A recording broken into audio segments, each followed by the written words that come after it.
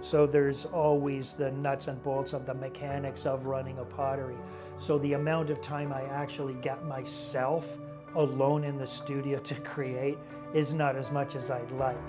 But when I do get that time, yeah, it's very much Zen in the art of pottery.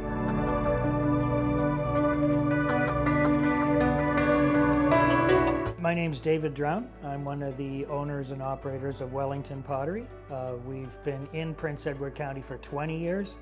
I've been playing with clay off and on my entire life, but dedicated back to it really seriously in probably the last 22 years. When I met my current partner, wife, best friend, Maggie Murdoch, in Toronto, we've been together for 30 years. We wanted to be someplace where we weren't going to be a Main Street business, so that we would be more of a destination than, be on Main Street and have people drop in all the time. We couldn't afford Bloomfield, which at that point was the real hot spot. So we kind of looked around and found this property, and we compared it to a lot of other things in the county and just kept coming back to this one. It needed a lot of work, and it would be a big fixer-upper. And we were the first working studio in Wellington. There was Side Street Gallery and then Wellington Pottery. And since there's another 15 artists or something have moved into town, and Wellington's become a real hotspot. I'm only 65, so I figure I got, a while left. Potters don't really retire. We just keep going till we sort of don't go anymore.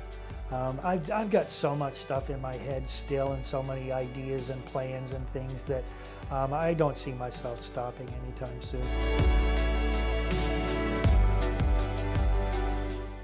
Maggie is really organic. Maggie is so inspired by the garden and flowers and plants. Her whole series is incredibly organic. So rather than doing the wheel, we're doing a lot more hand building and a lot more extruding in that. And our apprentice, Hannah Melnick, has been with us now for like the last 5 years. And just last year, we kind of graduated Hannah with tapped her on the head with a magic wand and turned her into a real life potter.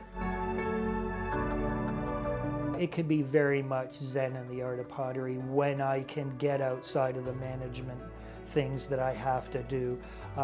We all have to learn, myself with Hannah and with Maggie, to be able to leave each other alone when somebody's in a zone, and just be able to create.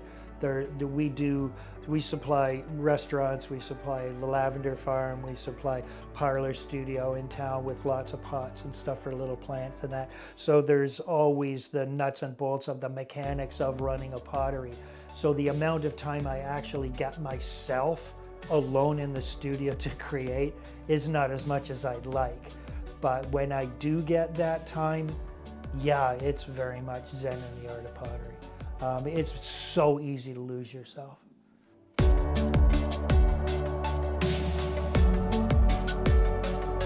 when you're building a piece like this, it has a clear glaze inside, so it's waterproof. It has a coat of white zinc oxide glaze here, and then it has 2 coats of the dragon scales. So and it's done over a period of 2 or 3 days because the glazes have to dry. So we honestly believe that people should be able to afford beautiful things, that people should be able to afford handmade, and that handmade should mean something. When I'm not here, they still will be. A piece like these can last 30 or 40 years. I've made so much pottery that will out-survive me.